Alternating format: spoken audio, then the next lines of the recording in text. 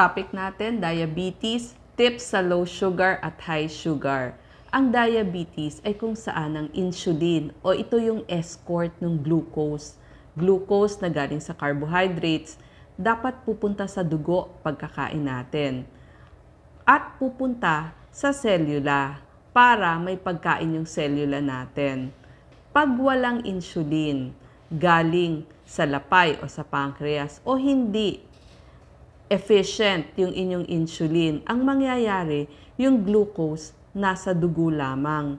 Walang pagkain yung selula. So mararamdaman nyo ang sintomas ng diabetes. Katulad ng gutom na gutom kayo, sobra kayong uhaw, ihi kayo ng ihi. Tapos madalas kayong magkaroon ng impeksyon. Bakit lagi kayo nagkaka-UTI o impeksyon sa maselang bahagi ng katawan, gaya ng puwerta? Palabo ng palabo ang inyong paningin. At ito pa, manhid, parang tinutusok-tusok, masakit ang inyong binti at paa. Yan ang nararamdaman ng isang diabetiko. Maraming mga gamot na binibigay.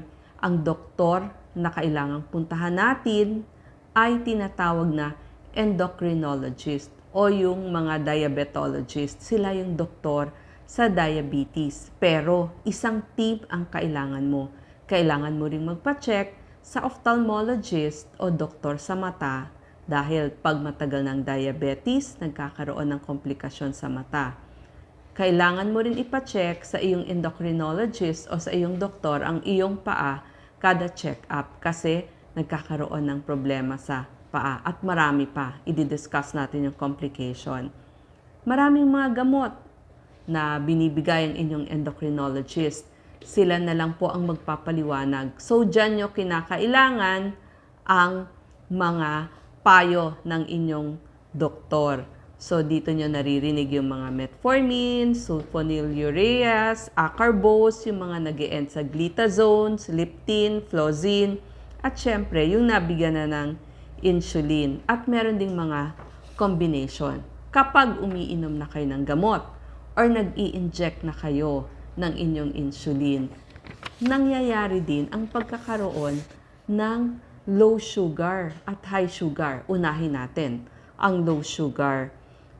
Kapag nagkaroon kayo ng mga ganitong sintomas, bakit gutom na gutom kayo? Pawis na pawis kayo. Hindi lamang to sa pasyente. Kung meron kayong kasama sa bahay, pamilya, kaopisina, tignan nyo rin ang inyong kasama na diabetic, baka nararamdaman niya ang pagiging gutom, pinagpapawisan, nanginginig, parang ninenervyos na siya, irritable, mainit yung kanyang ulo, pero parang lutang or kaya sasabihin niya masakit yung ulo niya. Ang dahilan, baka konti ang kinain, napasobra ang inject ng insulin, or napasobra ang kanyang ehersisyo, at yung mga umiinom ng alak. Ano ang ibibigay ninyo na pag emergency na? Or bago dumating ang emergency, pwede niyong bigyan ng kalahating tasa ng fruit juice or kaya ay kalahating tasa ng soft drinks. Hindi kailangan dito yung diet. Pwedeng regular soft drinks. Pwede rin isang kutsarang asukal or honey or candies. Example ng candies, pag sa Amerika, binibigay nila 6 na pirasong lifesaver. So tayo kung ano yung makita natin sa table. Mga 3 hanggang 6 na pirasong candies. At after 30 minutes, pwede nyo nang pakainin. Kung umokay na siya, pwede nyo nang pakainin ng half sandwich katulad ng cheese sandwich or peanut butter sandwich at bigyan nyo na rin ng isang basong gatas. Kung meron kayong low-fat milk or skim milk, na pwede rin yon. Ang high blood sugar naman ay pwede ring mangyari sa mga diabetic. So, kailangang i-check palagi ang blood sugar kapag ang isang diabetic ay may sakit dahil nai-stress yung katawan nila kapag sila ay may sakit. Ito ang sintomas na nararamdaman. Uhaw na uhaw, tuyong-tuyo yung kanilang bibig, mabilis yung hinga nila. Tapos, yung kanilang breath, amoy prutas, parang amoy acetone. May kakaibang breath na maaamoy kayo na galing sa kanilang hininga. Masakit ang ulo at kailangan ng tumawag ng doktor kapag nagsusuka, nagtatae o napakasakit na ng tiyan niya. At kung hindi na umiinom, may lagnat na mataas o mataas sa 240 mg per deciliter ang nakukuhang blood sugar sa kanya. Bakit ba nagkakaroon ng high blood sugar ang isang diabetiko? Maaring hindi niya alam na diabetes pala siya, yung mga hindi nagpapacheck, hindi nakapag-inject ng insulin. Maaring kulang sa pera or nalimutan yung kanyang insulin at kapag nagkaroon ng sakit o impeksyon. Kaya nagkakaroon ng high blood sugar at low blood sugar. So tayong mga kasama ng mga diabetic patient, kailangan mapagmatyag tayo, mapag-obserba dun sa ating mga pasyente. Nakakatulong din ang pagpapacheck sa mga patients. Isama nyo na sa check-up nyo. Di ba may blood test na kayo? Pwede nyo na rin isama yung pag-check ng ketones. Bakit ba kailangang i-check ang ketones dun sa inyong laboratory exam? Kasi kapag kulang ng insulin, gagamitin ng katawan yung fat o taba bilang pagkukunan niya ng energy. So maglalabas ng ketones yung katawan mo. Dun ka mahihilo, magsusuka. Ano ang kailangang gawin? Dalahin agad ito sa doktor. Ito yung mga pagnakuhanan na napakataas na ng sugar. Kasi maaaring kailangang itaas ang insulin o painumin ng maraming tubig. Pag sa ospital, lalagyan na yan ng swero. Kasi para hindi na maglabas ng more ketones. Kasi nangyayari nga ketoacidosis. So, kailangan magamot agad yan. Ngayon, tatanungin niyo ako, bakit ba kailangan gamutin ang diabetes?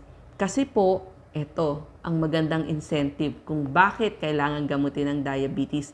Yung risk nyo ng pagkakaroon ng pagkasira ng mata, yung tinatawag na retinopathy, na laser lamang ang kagamutan, mabababa ng 45%. Yung pagkakasakit nyo sa kidney, maibababa ng 56%. Yung sakit sa ugat o nerves, maibababa ng 60%. Pati yung pagbaba ng kolesterol o yung maibababa yung risk ng pagtaas nyo ng kolesterol. Mabababa na rin yung risk nyo ng pagkakaroon ng stroke at heart attack. Ano ang komplikasyon kapag hindi ginagamot ang inyong diabetes? Or ito naman, pwede rin gawin ng isang diabetic. Ingatan nyo ang inyong paa. Foot care. Kasi problema ng marami, wala nang pakiramdam ang kanilang paa. So, i-check ang paa kada ligo. Tignan nyo kung may sugat, kung may blisters, kung may paltos, kung may ingrown, at may alipunga. Number 2, lagyan palagi ng lotion. At kapag may sugat, lagyan ng povidone iodine. Number 3, huwag magpapaa o magyayapa. Kailangan nga lagi kayong nakamedyas para maiwasan ng pagkasugat sa paa.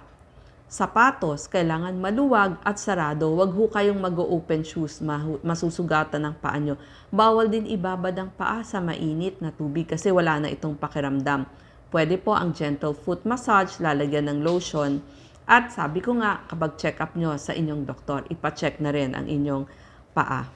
Ngayon, sa mata, problema ng mga diabetic ang kanilang mata. Kasi yung maliliit na ugat dun sa mata ng diabetiko ay pumuputok. So, magpepeklat yon. Usually may peklat dun sa ilalim ng retina ng mata. So, ang nangyayari, humihiwalay at nagiging blanco ang inyong visual field o yung paningin ninyo. Ang tawag dito, retinopathy. Laser lamang ang gamutan dito. At napansin nila yung mga diabetic, twice more common na nagkakaroon ng glaucoma at common din sa kanila ang pagkakaroon ng katarata. Number 2 na komplikasyon. Next na complication, nephropathy, yung perwisyo o pagkasira ng ugat na sa kidneys. Next, nagkakaroon din ng impotence. So, kailangan natin dito ang tulong ng counselor, marriage counselor, at ng inyong urologist. Meron din ako mga tagubilin sa pasyente or dun sa mga caregivers o nag-aalaga o kasama sa bahay o kamag-anak ng isang diabetic. Number 1, i-check palagi ang blood sugar kung kaya naman ng budget. Sana 2 to 3 times a day mag-check kayo ng inyong blood sugar. At number 2, mag-inject ng insulin ayon sa sinabi ng inyong doktor. Kung once a day ba yan, twice a day, sundin po natin. Number 3, i-record ang nakuhang blood sugar pag-check ninyo. Pati yung dosage ng insulin or gamot na iniinom ninyo. At kung meron kayong kakaibang nararamdaman, i-note nyo palagi. Number 4, kumain ayon sa schedule. At saka kung meron kayong nutritionist, mas mainam. Kung ano yung meal plan na ibinigay sa inyo. Iwas na sa matatamis. Bawasan nyo na ang proteinang kinakain. Number 5, kailangan din yung ehersisyo. Kung pwede nga mag-test kayo bago at pagkatapos ng exercise, mainam din yon. Pwede kayo maglakad-lakad or mag-gardening. Number 6, maglagay lagi ng lotion at inspeksyonin ng paa. Number 7, magdala ng candy o pagkain tuwing aalis kasi baka mag-low sugar kayo. Number 8, magdala ng glucometer, strips, needles sa trabaho, sa pagpasyal, lalo na sa pag-travel. Kasi may nakasabay na po ako sa eroplano na naging problem yan. Number 9, isama nyo na rin ang pagpapatest ng ketones, lalo na kapag may sakit kayo o may mataas na lagnat at kung napapansin nyo, pataas na ng pataas ang blood sugar levels ninyo. Paano kayo makakatulong sa isang diabetiko? Kasi gusto rin natin silang matulungan. Una sa lahat, huwag nyo silang i-judge na kapag maganda yung resulta ng blood sugar nila, ay mabuting tao siya. Pero kapag laging mataas, nako, matigas ang ulo niyan. Huwag po nating i-judge. Tanungin natin bakit. Sabihin natin, baka napaparami ka ng nakakain mong matatamis. Kailangan natin ng empathy o pakikiramay kasi mahirap ang pinagdadaanan nilang sakit. Number 3, tumulong tayong makaiwas. Pumili ng healthy choices. Samahan natin siya. So kung magsuserve tayo, imbis na cookies, mag-prepare tayo ng mga prutas. Number 4, kailangan patient tayo dun sa ating mga pasyente. At saka, bukod sa pagiging mapasensya, hintay natin. Pag sinabi niyang kailangan na niyang kumain on time, samahan natin, lalo na kung office mate tayo. Or kung sinabi niya, pwede ba mamaya na ang kain natin, hintayin natin siya. Be a good example. Huwag natin siyang hihiliin. Kailangan tayo mismo yung tamang timbang, tamang pagkain.